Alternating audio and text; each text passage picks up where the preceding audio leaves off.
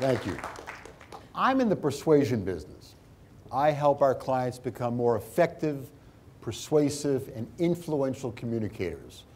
They are, as Rick said, CEOs, they're entrepreneurs, they're politicians, they're lawyers, they're doctors, they're people in the not-for-profit area, even, as Rick said, 1 or 2 university presidents as well. And I also help people present themselves so they get jobs. And that's where you come in. You are also going to be in the persuasion business very soon, if not already. Your job is to get a job. And to do that, you have to be an outstanding candidate in the interview process. You have to make an impression upon the person that's talking to you so they say to themselves, you know what? This is somebody interesting. This person stands out. Because I have to tell you, some folks say the economy is improving. I hope it is. Not sure it is, but I hope it is. But I'm telling you, it's very tough out there. It's hard to get a job right now. And the competition is stiff. The job that you want, there may be dozens, maybe hundreds of other people who are trying to get that same position. And maybe just as smart as you are, their grades are just as good, their work experience is just as excellent. Maybe they went to fine universities like Fairleigh Dickinson, like you. Maybe they're already at Fairleigh Dickinson. You may be competing with somebody that's sitting right next to you. So how do you stand out? How do you make a very positive and powerful impression on the person that's talking to you about coming to work at that company? Well, let me offer you something that I call my FES formula. FES, F-E-S. F stands for feelings, E stands for empathy, and S stands for stories. F-E-S. Let me give you my overview on feelings and how important they are in influencing and persuading others. 300 years ago, the Scottish philosopher David Hume said that logic is a slave to emotion. Logic is a slave to emotion. In other words, our feelings are more important in our decision making than what we think. J.P. Morgan, the great financier, said that we make our decisions for one of 2 reasons: the good reasons and the real reasons. Let me give you an example. What do we have in common here? We have a lot of things in common here. One of the things we have in common here is that we're all wearing clothes, right? Yeah, everybody's wearing clothes, just to make sure. Why do we wear clothes? Well, it's still April. It's still a little chilly outside. Clothes keep us warm, protect us from the elements, right? We also have a social contract that says that we have to dress appropriately when we're out in public, certainly covering certain parts of our body from the prying eyes of others. Now, what I just said is factually true. Those are absolutely true reasons of why we wear clothes. But we know we spend an inordinate amounts of money for the real reasons why we wear clothes. You tell me, why do people spend a lot of money on clothes? Make an impression. Very good. Feel confident. Excellent. Fashion. Very good. Okay, but those are all feelings. It's not about what you think, it's about what you feel. We buy clothes because of how they make us feel. Confident, sexy, powerful, grungy, creative, artistic. Those are all about feelings. We also wear clothes to send a message to others about how we want them to feel about us. We want you to think that we are sexy, smart, hip, cool, whatever. Those are all about feelings. Same thing goes for cars. If we had two cars right here on the Metro campus of Fairleigh Dickinson University, and these two drivers were going to drive to New York City, they both get there probably about the same time, given traffic and the time of day and things like that, right? Let's say one of those cars was a Mercedes and the other car was a Prius. And again, they're both going to get to Midtown Manhattan, where I work, at the same time. But those two cars send different messages about the owners of the car. The Prius driver, his message is, hey, I care about the environment, or I want to save money on gas, or I'm socially responsible.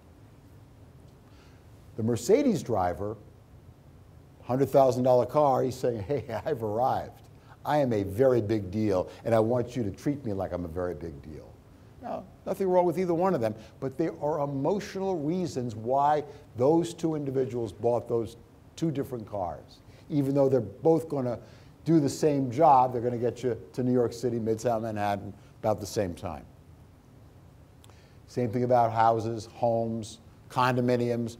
We buy them because we feel comfortable in that house. We feel good. We feel okay, or we want you to think, hey, this is a smart person buying that house. Don't think it's any different with the person that's interviewing you for a job. They're going to make a feeling judgment about you as well as a thinking judgment. But I would argue that the way they feel about you is going to be more important than what they think about you. By the time you've set up an appointment for an interview with somebody, they've already checked you out a little bit. They've seen your resume, they've gone online, they've checked you out on Facebook, maybe on LinkedIn, a few other places. So they know something about you. They know that you went maybe to Fairleigh Dickinson University or you live in this area. They know something about your job experience because they've seen your CV. What they want to know is, how do I feel about this person? Will this person fit in with us? Will this person be a good match with what we do and who we are? Are they going to be a problem or are they not going to be a problem? Are they going to be part of the solution or part of the problem? So that's all about feelings. So how do you get somebody who's in the position to hire you to have a positive and powerful feeling about you? That's to number two, feelings, E, empathy. In this context, empathy is about understanding where the other person is coming from, understanding who they are, what their value are, what they care about, what worries them, what their dreams and their aspirations are. Not necessarily the person that's interviewing you, but the company that he or she represents. When you put your attributes, your qualifications, your experience, what you've learned in life or here at the university, in their context, what you have advances their cause, that's what gets their attention. I hate to put it this way, but I'm going to anyway. They don't really care about you. They don't really care about me. What they care is what we can do for them. So it's common and it's of course expected that when you're in a job interview, you're going to talk about yourself, right? Everybody here been in a job interview at one time or another? Raise your hand. Yeah, virtually everybody's been in a job interview. So we talk about ourselves. The problem is that that's all we do, is we just talk about ourselves. Well, I went to Fairleigh Dickinson and I studied such and such and I had a job during the summer, worked also while I was at FDU. You know, we're talking about ourselves. The smart person who wants to get a positive and powerful emotional response from the person that's interviewing you says, this is how my talents and abilities and what I learned in college and what I learned in other jobs helps you. Now, how do you know about them? It's pretty easy these days, folks. Go online. At the very least, do a search about this company. Who are they? What are they about? Who started the company? What's their purpose? Why do they exist? What are their challenges? Who are their competitors? Where do they want to grow in the future? Talk to their competitors. Talk to other people. Just don't go online. Be an expert on that company. The more you're an expert on that company, the more you will impress the person you are talking to. And again, it's saying that I learned this at FDU. I took a course in business management, and what I really learned in that course, I think really fits what you guys are doing. And here's how. Here's why. You're defining yourself. You're defining who you are, what you have, and why it helps them. This is what gets their attention. Because honestly, they're seeing dozens, maybe hundreds of folks who are, as I said, just like you, just as qualified, and after a while it becomes a blur. But when you have that empathetic approach, which goes to their feelings and what they care about, you stand out in the crowd. Third part of it, you know, I said feelings, empathy, stories. What do I mean by stories? Not once upon a time kind of stories. But these are stories about you, your life, your experiences, not as cut lines in a resume or cut lines in a biography, but these are stories about what you learned on a job, who influenced you in your life, what are the lessons that you learned in life, and why they should care about them. Make these stories relevant to them. Again, going back to what I said a couple of minutes ago, they don't care about you. They only care about them and what you can do for them. Parenthetically, along the same lines, you have to answer their unasked but vitally important question, why should I care? Why should I care about you? And you have to give them reason. The importance of stories is we remember stories. I would bet, no matter how old anybody is in here, I'm probably one of the oldest people in the room, you remember stories that your mom and dad taught you and told you or read to you when you were a kid. You still remember them today. You've come across a million facts and figures in the course of your life. You may remember a few of them. We all know how to add and subtract and things like that.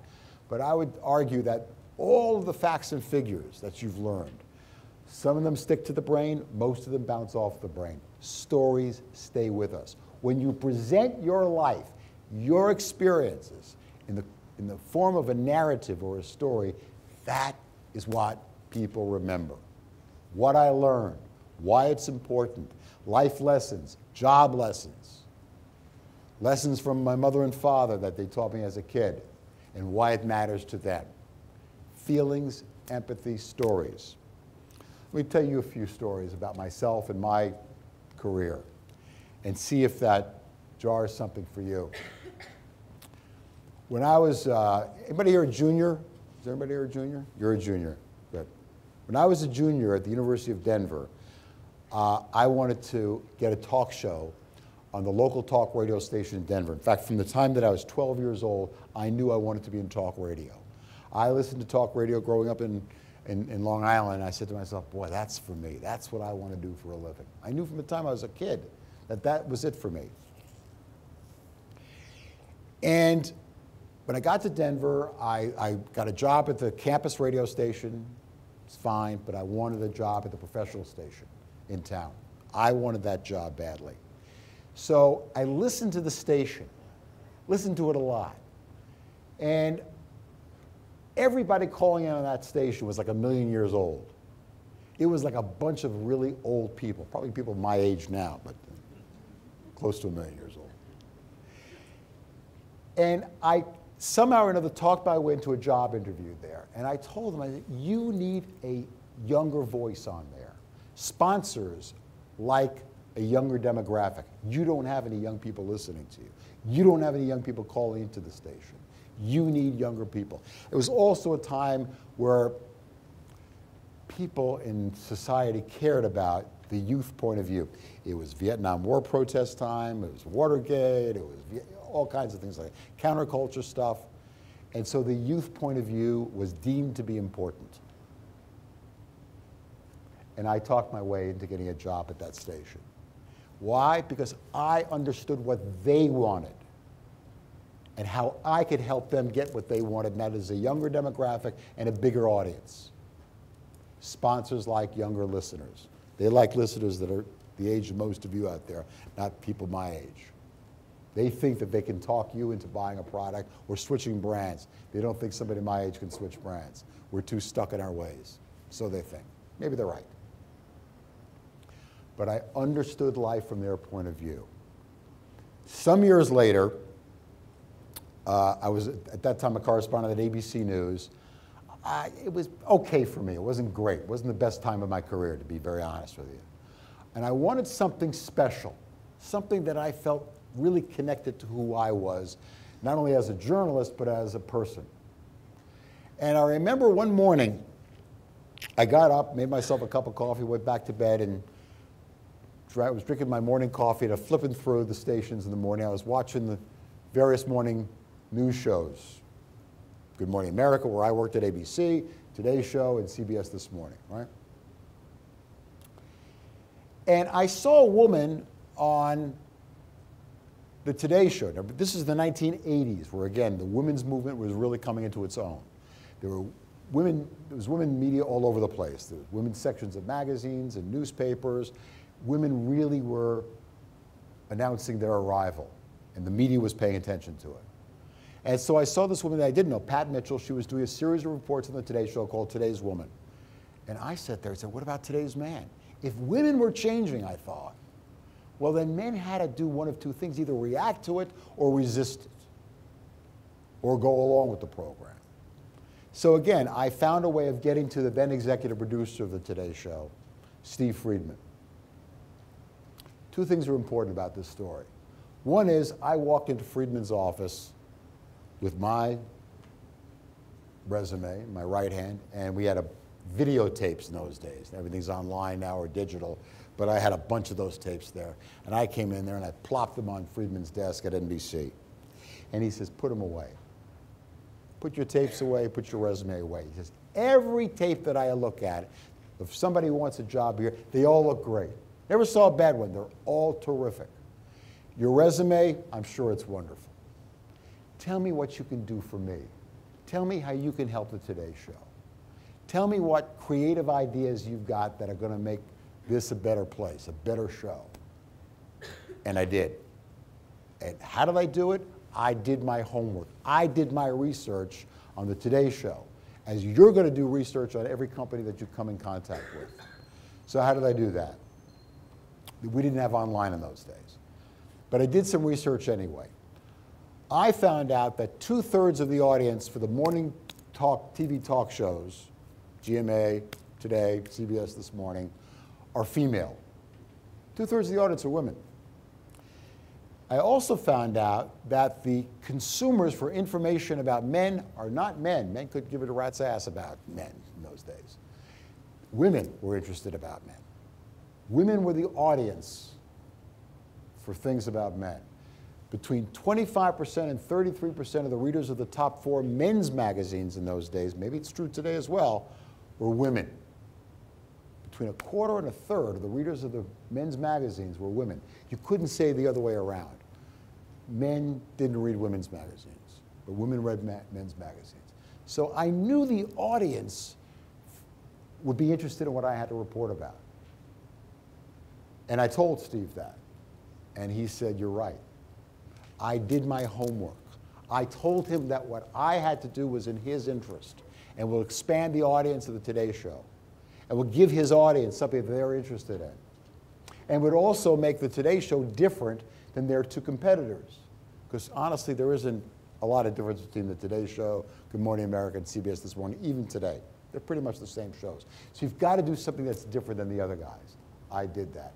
And you're going to do the same thing by researching, being a voracious consumer of information about the companies that you're applying to. Same thing that I did. These are a couple of examples in my life about being empathetic and getting an emotional response and telling stories to the people that I applied to work for. Let me tell you another one of my beliefs. This is, for me, it may work for you, it may not work for you. That's going to be your call. The best jobs I've ever had in my life, in fact, I just wrote a Huffington Post piece about this last week. The best jobs that I've ever had in my life are the ones that I invented. I invented the show at the talk radio station in Denver. I invented the job being the men's correspondent for the Today Show. And even today, I was hired to be the media trainer by my boss, and I've expanded to be the influence or persuasion trainer for our clients. Because that was important to me, and I thought it would be important to our clients and good for my boss.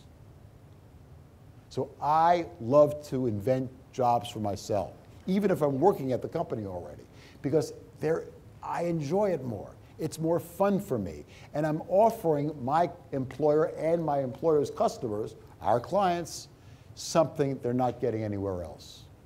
So it's just a thought for you to keep that in mind, that whatever whatever idea you have, you might be able to offer that to a prospective employer. They may not have thought about it. You may be giving them an idea that could be huge for them, and it would be fun for you. You know, work is hard. Probably everybody here has had a job. I don't have to tell you, work is not easy. But if you can make it enjoyable and fun, well, it's great. It really is great then. What else to tell you? Ask great questions when you're on a job interview. I interview a lot of young people, people that are about the age of some of you here, when they're looking for a job at our company. And at the end of the interview, I always say to them, and you'll get this as well, do you have any questions for me?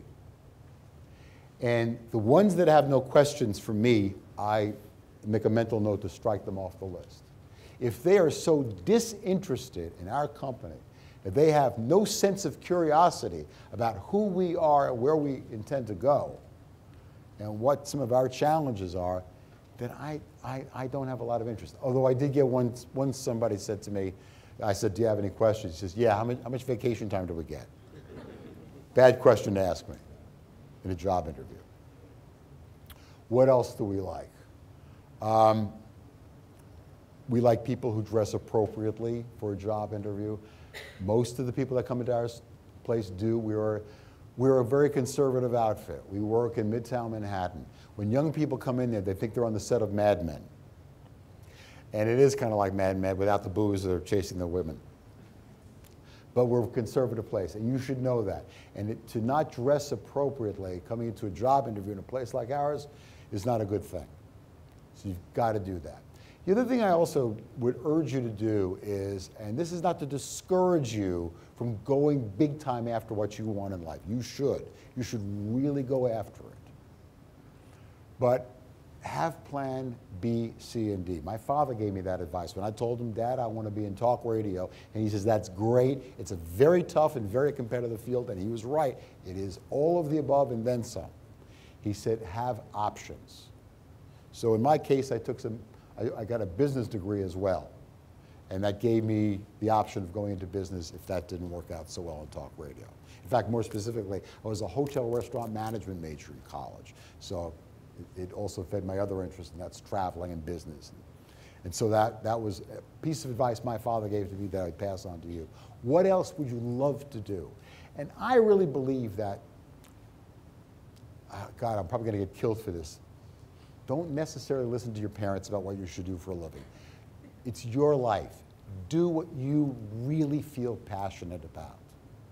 Now, that said, how many remember a book that came out some years ago? It's still pretty popular now, called Do What You Want to Do and the Money Will Follow. You remember that book? Yeah. I hate that title.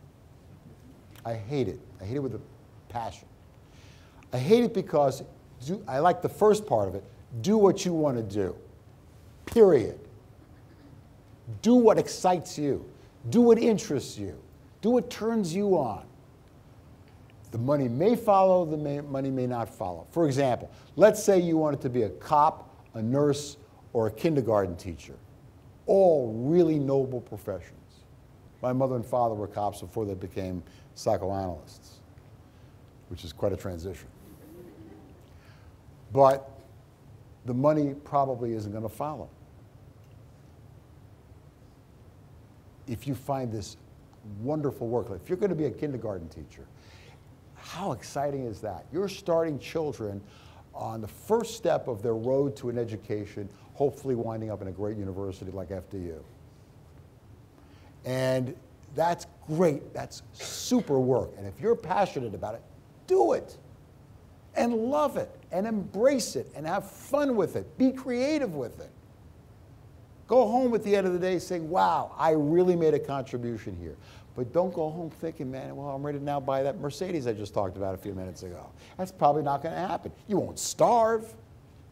You know, you'll have a roof over your head. You'll have friends. You'll be able to have a little entertainment, go to the movies now and then, you know, but you're not going to get rich doing it. The money may not follow. I think, you know, again, I like money. I make a good living. I'm very happy with my salary.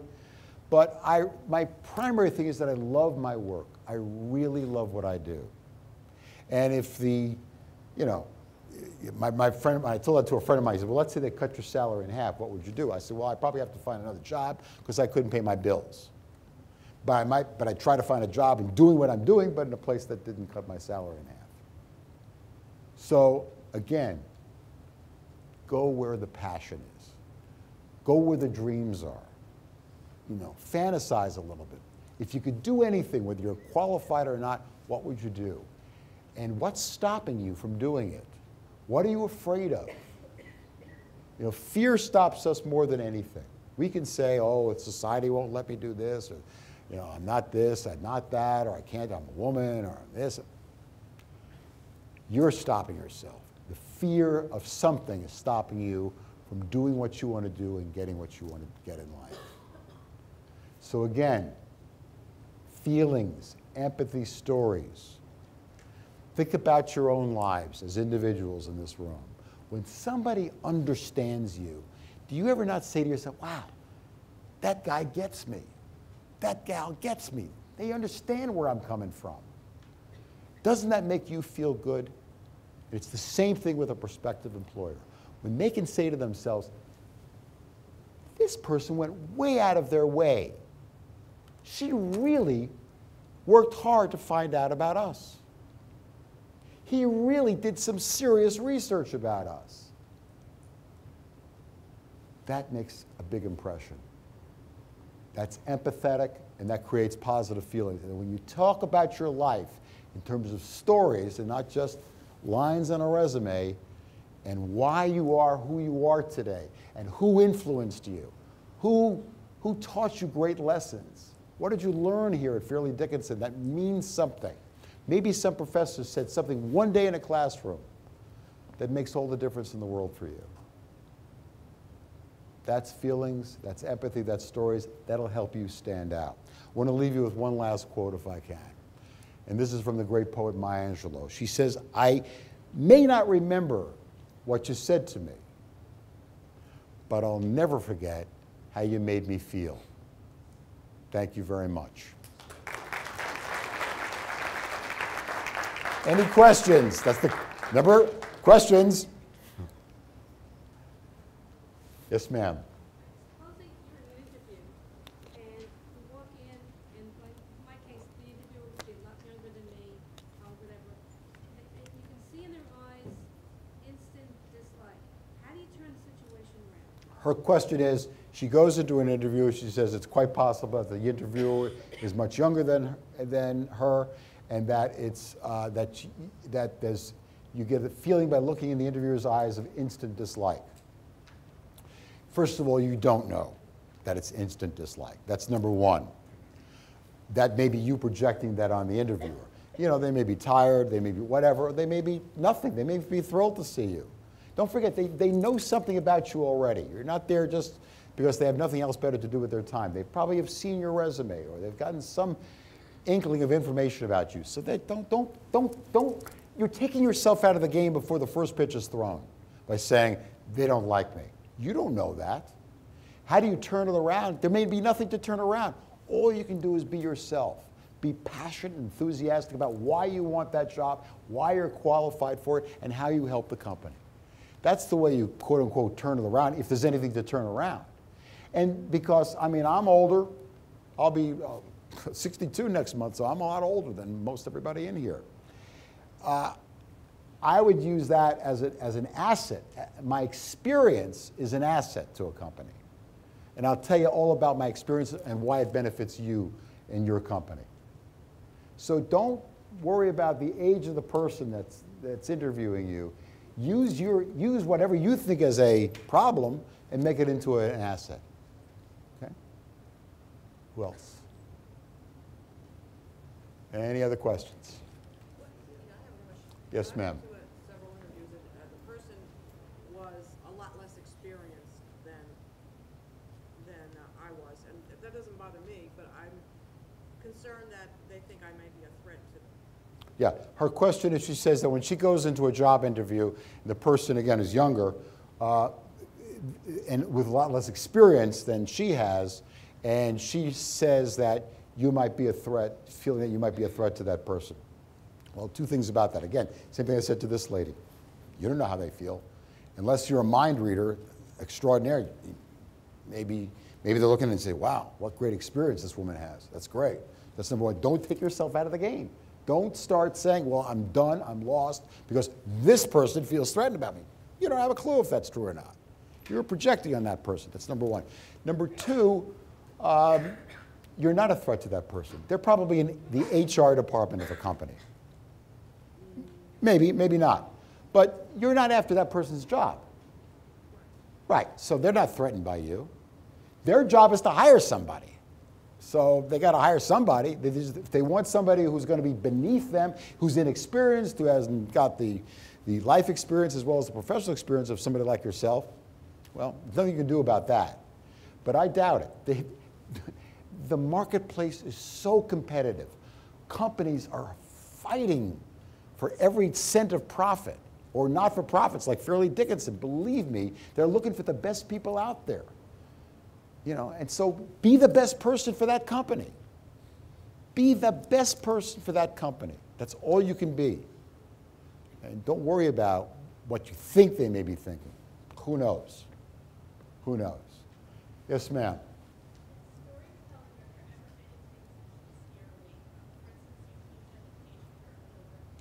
So storytelling, you stay away from. Any subject, so for instance, maybe travel, or you want to tell stories about personal things in your life that may have impacted you, or how you might. Well, I wouldn't talk about too many personal things unless it's germane to the company you're working for, want to work for. Unless that experience, you say that, you know, let's say it's a company that's trying to appeal to women consumers. Well, you're a woman. And say, here's your experience as a woman, even personally. You know, the kind of consumer decisions you make, or the fact that you have children and you buy the kinds of stuff that they make for your kids. Yeah, that personal information is good. Because again, you're saying, here's how my life experience helps you, benefits you. Because they don't care about you, they care about them. But I would stay away from, you know, religious beliefs, unless you're going to work for a religious-oriented company or employer. Stay away from your definitely stay away from political beliefs. You know, whoever, you like Obama, you like Romney, keep it to yourself. Stay away from anything that you think is funny as a joke. It's probably not that funny. You know, just your job there is to get a job. Okay? Yes, ma'am. In your opinion, which is more important, creativity or efficiency? Which is more important, creativity or efficiency? Both. They're both important. I mean, I should emphasize to you, I'm assuming all things are being equal. When you go to a job interview, I'm assuming that you are qualified for this job. If you're not, you're wasting their time and your time. So if that you mean by efficiency, is that I know how to do this. I have been trained at Fairleigh Dickinson or elsewhere to know how to do this job. I have the qualifications, I have the grades, I have the experience, the expertise. So that's good. But creativity, yeah, people. I was just talking to Rick Reese about this before we went on. Companies are forcing people to do more with less. It's true in my company. It's true here at Fairleigh Dickinson. I know that for a fact. Am I right, Dina, wherever you are? and suddenly, like, you know, my God, you know, it's just like, what are we doing here? We used to have 5 people doing this, now we only have 2 or 3. So that's being creative. How do we creatively still get the work done? Make it, you know, good for the company, good for our customers. In this case, it's the university. In my case, it's our clients. So both are important. One is not more important than the other. Now, if you're in a technical field, you know, obviously there are certain technical expertise you have to have. But they're both important. Sure. Yes, ma'am. When you're in the networking phase and you're going out meeting with people, and what are some of the good questions to ask them? You're actually going out there to, as you know, uncover the hidden job market. No, she asked, she says, if you're in the networking phase of trying to get a job, what questions do you ask that'll help you? Well, I think you need to tell people, your friends may not know about all your talents and all your abilities, and they may not be your friends. They may not know you very well at all. But so you could say, this is what I do. This is what I'd really love to do out in the workplace. Do you know of anybody who's looking for anything like that? So again, it's connecting you to what you want. Your attributes, your talents, your ability, your experience, your training and education to what you want and how you can help somebody. Do you know anybody who needs somebody like with my expertise? And let them say, yeah, I do, as a matter of fact. Funny you should say that. A friend of mine was just talking about his company. They're looking for another accountant, or they're looking for another research person.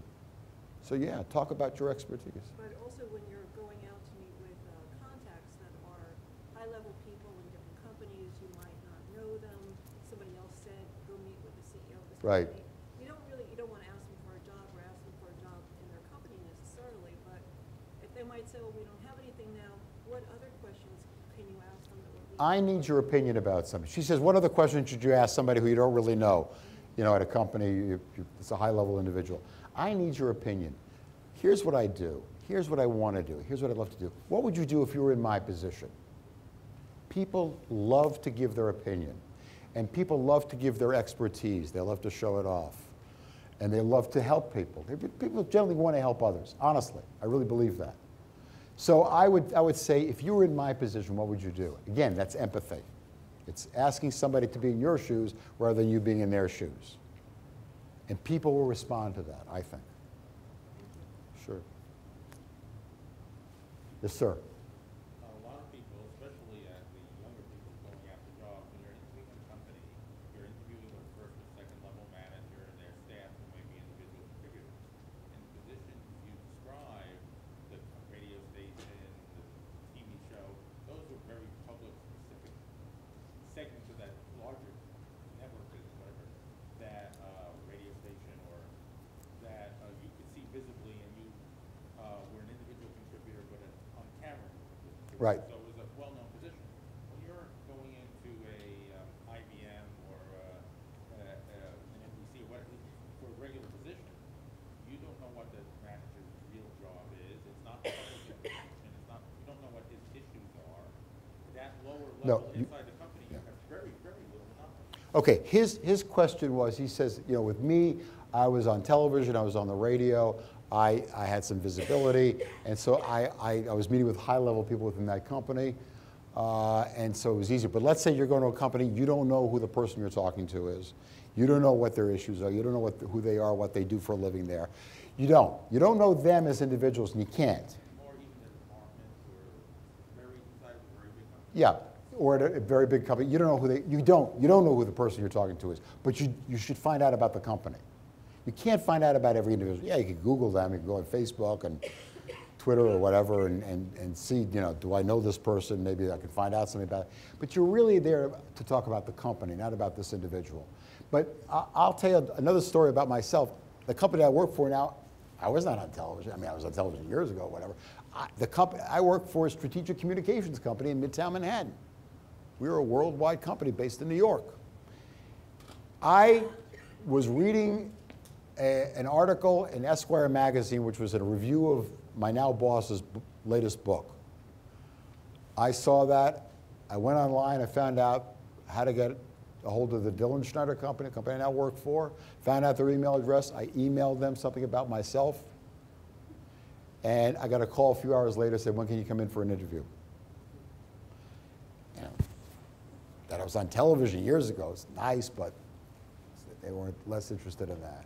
So and I didn't even know the person I was contacting. It was a blank, info at the Dillon Schneider Group - New York City. So I don't know.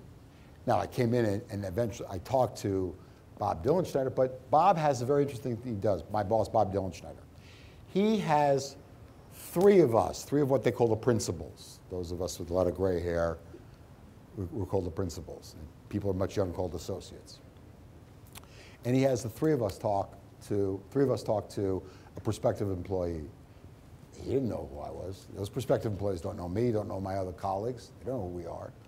So they just had to talk about them in their context of how they can help us and why they think we should hire them at the Dillenschneider Group.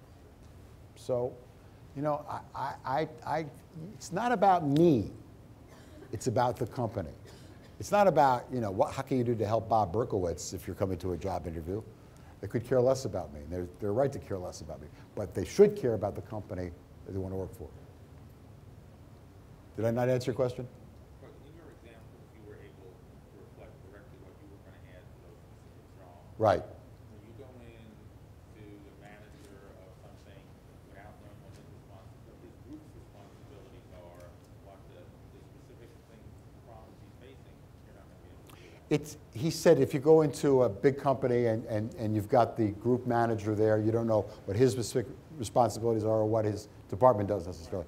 I would argue that you would know what, at least you may not know about him specifically, but you know what that department does. If you're going in there as an accountant, you're probably going in there in the accounting department.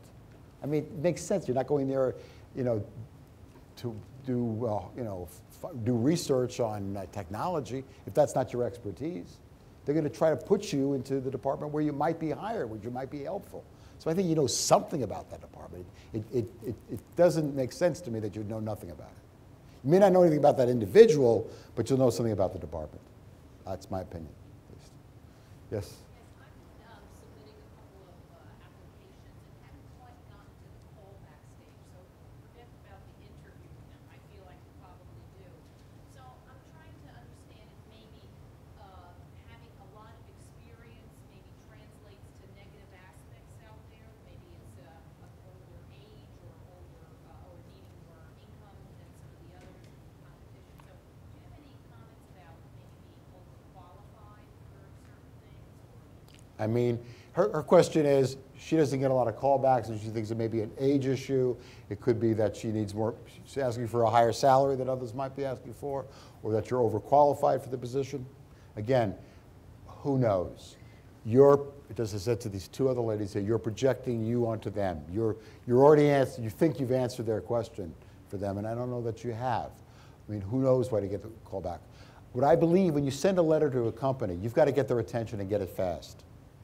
And, you know, when we talk about stories, there's a good place for a story to start a letter out to a company for a job is, here's a story about myself that I think might be of interest to you and your company. Because they get 1 million of these letters, and they're mostly painfully dull, painfully boring. I've seen them. But those that stand out, those that grab my attention, I want to see some more about this person. You've got to grab their attention.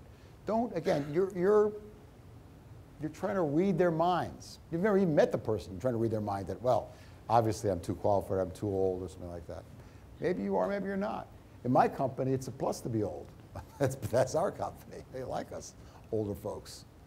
So don't take yourself out of the game again. But again, grab their attention with something that's going to say, wow, I want to hear more about this woman. At least, I'd love to have a conversation with her. Yes, ma'am. How do you do that? Like you're saying, tell a story. How do you do that? Is that something separate from your resume? No, I would. Well, in the interview, I would talk about yourself in terms of a narrative. But in the letter, you sent a letter to a company, right? You send your resume and then a cover letter. So you mean in the cover letter? Yes. In the cover letter, I would grab their attention off the top. And a story is a good possibility. I'm not saying absolutely, but you've got to grab their attention. If you're just saying, hello, my name is Mary Jones or John Smith, and I'd like to work for you, the XYZ widget company, you know, it's like their eyes start glazing over immediately. But let me tell you why. Let me tell you something about myself and why I think I could be a good fit for you guys. Some years ago, I did XYZ, and that really started me on a different path. And grab their attention. And a story grabs people's attention. Builds a connection already between the two of you guys, between you and the person reading it. We're hearing it. Yes, ma'am. So I recently applied for a job on Indeed for a director's position. You've applied for a job? On Indeed, it's Uh-huh. a director's position. Uh-huh. And I did use a eye-catching story. I did Good. draw the reader's interest, but it was through a job engine or a search engine for job postings. Would you recommend, I did go back and look at the company. It's a health system. And I was going to try to identify someone who I could connect with one-on-one and just maybe go in and present myself, because I don't know where this job went, because I kept my window open and the job was closed come Monday and it was open on Friday, but I kept the window open so that I could apply for it, and I applied for it just this last Monday. It's a wonderful position. I had interesting stories. It's a heartfelt interest. It's not just a job. So would you recommend, or what would be your take or your opinion about? Just showing up? Whew. It's gutsy. She says she applied for a job through a search engine, like a monster.com or something like that? It was Indeed, Yeah, yeah. Monster, okay. But it's probably I experienced with Monster. And you didn't hear back, and you told great stories, did all the right things, but you're asking, should you just show up? Not just show up, but find like someone. Find a person. Find someone who would Yeah. be. Yeah, if you found somebody on the website that you could connect with, you can get their email address. Yeah, I would do that. Yeah, I'd connect with them that way. Sure, why not? Not like the CEO of the hospital. Why not? Start at the top. Let them say no. No, Yeah, go for it. why not? Absolutely. I just wouldn't show up and say hi. I'm here to. Then it would be. Yeah, yeah. Just add, give her an answer to that. Yeah, she has an answer for that. At a company I just left, there was a position, I was hiring someone, and. Actually, maybe you could just tell her privately because nobody can hear you and it's. Say through LinkedIn, someone found out Oh. about me and sent me an email. Yeah, she said through LinkedIn she's been able to make some. I love LinkedIn. I think LinkedIn's a great way to make the kinds of connections of the people you want to be connected to. I'm a big LinkedIn guy. Facebook, but LinkedIn, absolutely. And LinkedIn's about business. She had a story that she put an email to me, and she got the job. There you go. Good Story. Good story. Good. It was a true story. Good. I hope so. That's a true story. When I was a reporter, I didn't let the truth get in the way of a good story necessarily. If you want to make a favorable impression In a panel interview. Right. Would you have any suggestions on how that might differ than how you conduct yourself versus a one? Her question is, if you're in a panel interview as opposed to a one-on-one with a individual, no, I think it's the same principle.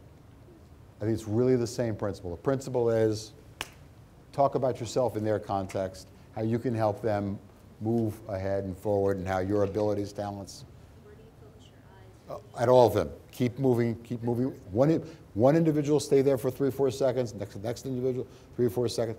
Just keep moving it around, because you don't know who the decision maker is in that group, unless you do know. But even then, it may be a consensus, it may be a group consensus. Okay? Yes, sir. This is not my question, but to the gentleman back there, can you ask what keeps you up at night? And then you see what he or she is going to say, and then you can see, well, these are your problems, this I can solve. No, you should. He said, should you ask the person that's interviewing you what keeps you up at night, what keeps the company up, in effect up at night? No, you should know that going into that interview. You can't know everything about the company, but you should know enough about it to be able to speak intelligently about their problems and their issues. I wouldn't ask them that. You should be the authority on them. They're the authority, of course, but you should demonstrate how much you know about them and how you can help them.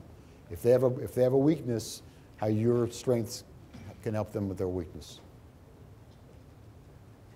Yes, sir. Those are the current conditions right now in the economy. Yes, I'm sorry, you have to speak up. Current conditions of the economy. Right. There's a lot of layoffs, Yep. consolidation of companies. How do you address that at an interview? That you've been laid off because of... Just be truthful. You weren't fired, you were laid off. People understand that. The whole division got laid off. People understand that. How do you address the whole idea of layoffs? People get that. They read the newspaper. They know what's going on. They're sympathetic. It happens. It happens, unfortunately. You have been terrific. If you have any questions, and sometimes people are a little shy about asking questions at a public forum like this, Easy to get a hold of me. bob@bobberkowitz.com. bob@bobberkowitz.com. I hope to answer it as timely as I can. Sometimes I get a little busy, but I'll get to you. I promise I'll get back to you. Thank you again. I appreciate you being here.